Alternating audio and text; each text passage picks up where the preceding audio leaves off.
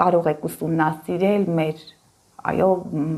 ասույթներում, դիցաբանության եւ այլն, հա,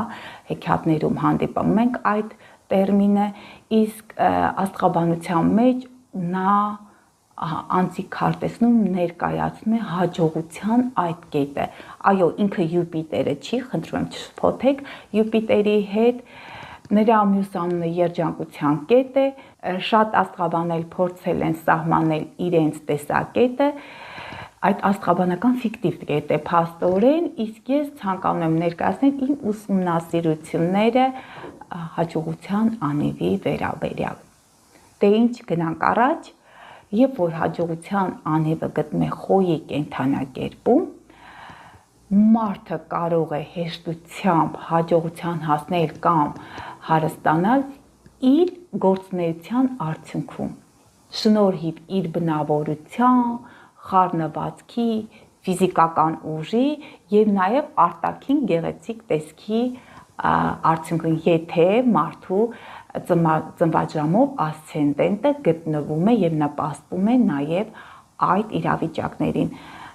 Շատերը կհասցնեն, ինչ է ասցենդենտը, ասցենդենտը դա առաջին տունն է մարդու քարտեզում, մի օր կանդրադառնամ տների տիրույթին, արտաքին տեսքն է, մի քանի ժամ մարդը իրեն ցույց է տալիս ասցենդենտով եւ շատ կարեւոր բնորոշում կա, նա արեգակին մի քիչ է զիջում, հա, բացի արևից եւ լուսնից, որոնք շատ կարեւոր են մարդու քարտեզում, լուսատուները, գիտակցությունը եւ էմոցիաները համապատասխանաբար ասցենդենտը իր կարեւոր դերակատարումն ունի։ Ահա, փաստորեն տվեցինք խոյի կենդանակերպի եւ ասցենդենտի նկարագրումը։ Այստեղ արտաքին տեսքը նաեւ մեծ կապ ունի եւ մարդու բռնած ճանապարհը, թե ինչ գործունեություն է ծավալում։ Հաջորդ մասը անցնենք հերթական մասին, թե բախտի անիվը ցուլի կենդանակերպում ինչ հաջողություններ կտա։ Ուրեմն ցուլի կենդանակերպում կամ երկրորդ տանը, հա, դա քանի որ ֆինանսական տիրույթն է, մարդուն կարող է տալ ֆինանսական հնարավորություններ,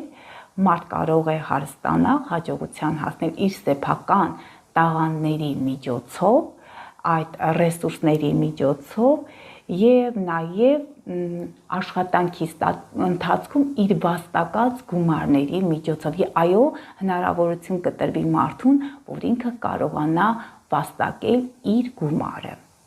Հաջորդ կենդանակերպը դա երկորակի կենդանակերպն է,